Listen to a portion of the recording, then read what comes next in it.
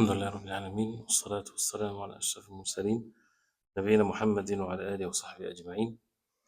Continue inshallah ta'ala with the book of Targhib والترهيب by Imam Mundiri rahimahullah in Kitab al-Buyu' in the book of transactions or buying and selling in the chapter titled الترغيب في الورع وترك الشبهات وما يحوك في الصدور, the encouragement, the rewards in al-wara' and to leave doubts and what goes into the hearts from matters of doubts.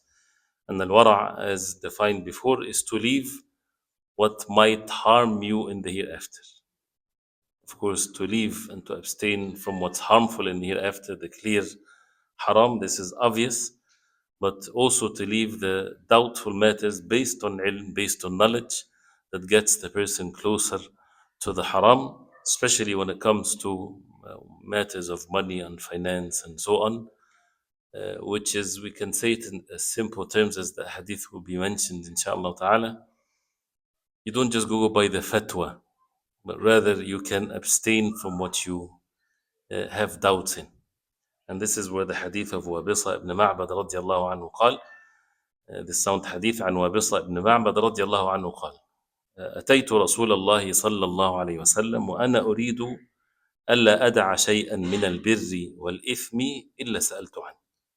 I came to the Messenger صلى الله عليه وسلم and I want that I don't leave anything from al-birr, righteousness, and al-ithm, sins, unless I ask him about.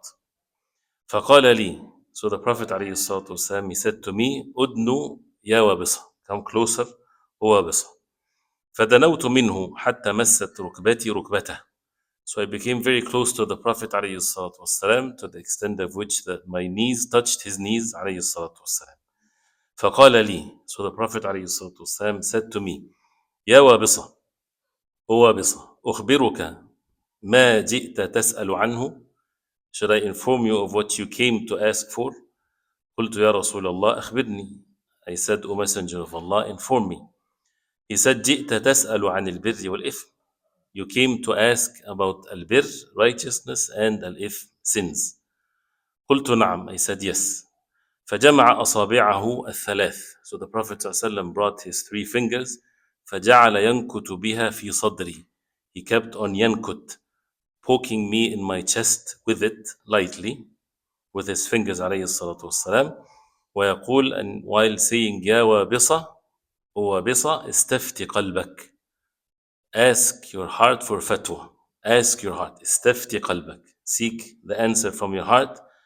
البر مطمئنت إليه النفس. The birr, the righteousness, is what your nafs will be in state of tranquility with, at ease with. واطمأن إليه القلب, and the heart is in state of tranquility from it, at peace with. والإثم ما حاك في القلب. And الإثم, the sin, is ما حاك في القلب. And حاك means يدور في القلب, keeps on going back and forth. The doubts, this is how the doubts is. Is it good? Is it bad? Should I do it? Should I not do it? Like this.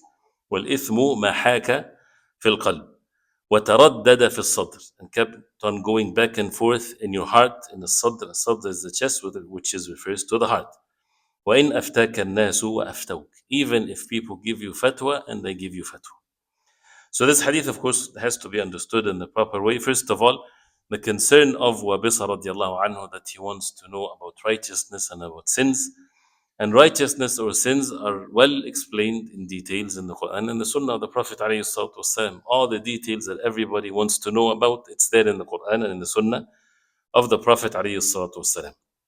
And the Prophet alayhi salatu wasalam, and his concern to Wabisa and to the Ummah of the Prophet alayhi salatu wasalam, giving this meaning that has to be established in the hearts of the believers. And this is where the ulama, they say, when the heart is pure, then this is where the heart will feel the doubt in it. But if the heart is full of evil and wickedness and sins, it doesn't matter whether it's doubt or not doubt, a person doesn't feel it. So first of all, this is for the heart that is pure, the heart of the believer, and it's all based on the ilm of the Quran and the Sunnah. So if someone goes to a mufti or to ask someone a matter of deen, he goes to ask the person of knowledge. He doesn't go ask anyone, but someone of knowledge that he trusts his knowledge and his religion. And if the answer is given based on the clear evidences, something clearly in the deen of Islam, this is halal, this is haram, then it doesn't matter whether that person, the mustafti, the one that is asking, has doubts or not. It's irrelevant. It doesn't make any sense, and a person should follow what the deen says. So, for example, if someone come and ask, what is the ruling of making qasr in the safar? I'm traveling, and I'm traveling in first class. Can I shorten my salah? It's comfortable. What's the difference? So he asks someone of knowledge, and the person of knowledge says, no, make qasr. This is the sunnah of the Prophet ﷺ, the 4 rak'ah you pray too. Then he left, but he feels unease in his heart. Should he go with what's in his heart? No. If he goes with what's in his heart, in this case, he is not going according to the sunnah of the Prophet ﷺ. He's making up his own ways based on his own feelings. So this is not what the hadith means. Or someone is sick, and the fatwa is that he needs to break his fast in Ramadan, because this is what is best for him after the matter has been explained, for example, but he feels something, right? And then he can harm himself. This is all not the right way of understanding this. But this in the case when the one that is asked, when aftaka الناس وأفتوك, the person of knowledge, he gives the answer based on the question, not based on clear evidence. So it's not asking about a ruling, حكم شرعي. What is the ruling of the salah in this? What's the ruling of the halal? Is the riba halal or haram like this? No, but rather he would give him a situation.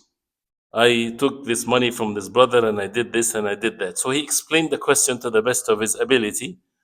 So the person of knowledge, and this is the job of the person to ask the person of knowledge again, he told him, and Allah subhanahu wa ta'ala knows best, it seems like it's permissible. But then you leave and there's something in there poking you. And who's the one that is this thing is poking him? Someone that is righteous. Someone, and of course, a person should not praise himself, but someone that the concern of the religion is his life. This is what his concern. He doesn't want to displease Allah subhanahu wa ta'ala. He does not want to commit sin. Different than someone goes, for example, shopping for fatwa till he gets what he likes and it fits his desire, and he would follow whatever his desire is. This is Allah subhanahu wa ta'ala knows what's in the hearts. So if someone is like in that situation, especially, and again, this hadith is in the chapter of buying and selling and money and finance and so on, this is where a person should go by what's in his heart. If he does not feel the ease of it, even if the fatwa is in such a way, and that's what we said in the beginning, you might not have to take with the fatwa if this is the case. The case is not something that is clearly haram or halal in the deen, but it's a circumstantial situation or a certain or specific transaction that has all kinds of complexities in it related to you as an individual, things like this. Then in that case, take it to a higher level, and this is definitely what is best for the person to have wara', to be abstaining from what might harm him or it might lead him to deal with, for example, riba or haram or anything of that nature. So this is what the hadith says, and the Prophet ﷺ making sure that the matter is very clear, and it shows the importance of the heart being upon the proper aqidah, the proper belief, the exalting the commands of Allah. The person wants what Allah subhanahu wa ta'ala is pleased with, and the importance of knowledge, so that nobody would take this out of context. And the person says, "Safti qalbak." People, because where I come from, many people they would use this hadith to permit what Allah forbade. And they would say, "Istafti qalbak." The Prophet ﷺ said, "Ask your heart." So my heart is telling me that this is okay, so it's okay. Well, then there's no religion then anymore. Then it's millions of hearts. Everybody will make their own religion. No, اليوم أكملت لكم دينكم وأتممت عليكم نعمتي ورضيت لكم الإسلام دينا. The deen has been perfected, completed. So this is how the matter should be understood. And it shows the importance that دع ما يريبك إلى ما يريبك, as the hadith, leave what you have doubt in to what you don't have doubt in, so that the life becomes an easy one. And as we said, was one of the early generations of Islam. He said, this is the easiest thing to have an ease and comfort in your life.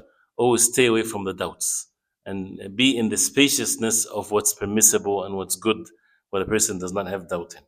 So we ask Allah subhanahu wa ta'ala to give us the proper understanding. وصلى الله وسلم وبارك على محمد وعلى آله وصحبه وسلم. Continue inshallah ta'ala. We have the dars of the fiqh after a few minutes inshallah.